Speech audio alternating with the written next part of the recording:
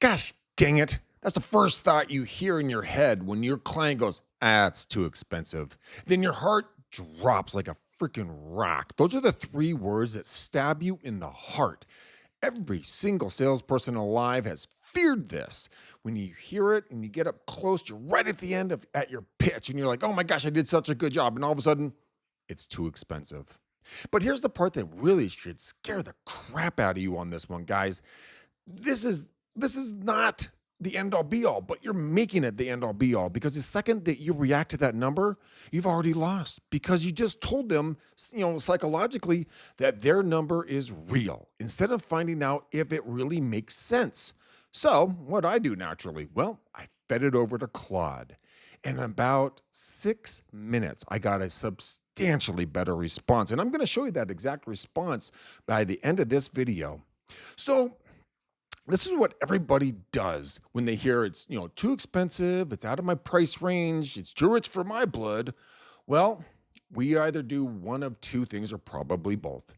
We either panic and the double D kicks in. We either start discounting or we start getting defensive. And it's based upon just price, but both are wrong for the same stinking reason. We're arguing for a number that we can't even see. There's a book that I read called Think Fast and Slow. And the thing that I really liked about this book is they talked about anchoring. So think about this stuff. We've all heard the word anchoring your emotions, your thoughts, your feelings, all that stuff. But check this out. If your client has an anchor of a certain price and it's in someone's head, that number becomes what they're going to argue against subconsciously the entire rest of the time. And it doesn't matter if that came literally out of nowhere. The word or phrase, it's too expensive, it was never really about price. Okay. It's about whatever they've been secretly comparing it to. And that's exactly what every discount script you've ever learned has been telling you to ignore for the last 20 plus years. Well, that's a theory at least, right? Here's what it actually looks like when it gets a little messy in life. So let me tell you a story about me. So I went down and I was taking a look at a new car stereo for my vehicle because my FM radio went out. This is a long time ago. And I went down to the car stereo place and I'm like, hey, man, I would like to get this radio because I found one online. I brought it in. I showed it to them like, hey, look at this. They immediately told me it was not good. What the solution was to buy one of theirs. Now, keep in mind the radio I was looking at was like under $1,000, but it was really cool, right? It was really, really, really, really cool.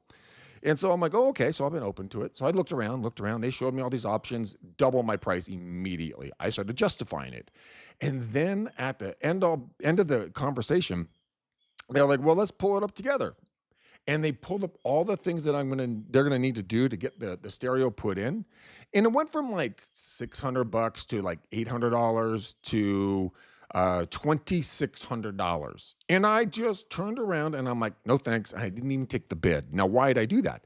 Because I was secretly comparing what they told me versus what the number that I saw online was. So I already had that thing that I was comparing everything against. That's what your buyers are doing on a consistent basis. So remember like I told you I sent it back over to Claude? Here's what I got from Claude. This is the exact response. I'm going to put it into the comments down below so you don't have to worry about writing it down. Here it is. Totally fair to bring it up. You know what? When you say it's too expensive, let's kind of explore that. What does that mean? What are you comparing it to? I want to make sure that we're comparing apples to apples before we talk numbers.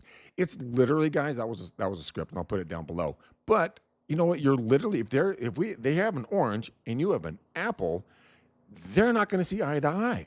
And that's the interesting part. As soon as you understand the rules of the game becomes much easier to win, right? But if you're going in blind, you're going to have a really hard time understanding what they're trying to say if they're just not voicing it to you because they don't even know they're not even voicing it to you. They don't even know this program's running in their brain. And that's the crazy part. Okay.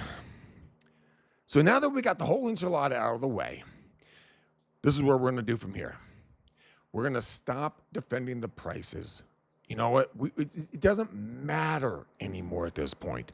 Once we understand their anchor, Then we're going to see where they're coming from. Once we understand where they're coming from, then we can combat those objections with real-time issues and conversations. It's going to work out phenomenally better because you're asking questions and not making statements. So next time you hear the word, it's too expensive, it's out of my price range, whoa, too rich for my blood, you have to understand it's not about the number, guys. It's about what's in their head that you haven't even found out about. So go ahead there, put in there what exactly is going through your clients' heads and let me know in the comments. All right, guys, I'll see you in the next video. Have a great day. Bye.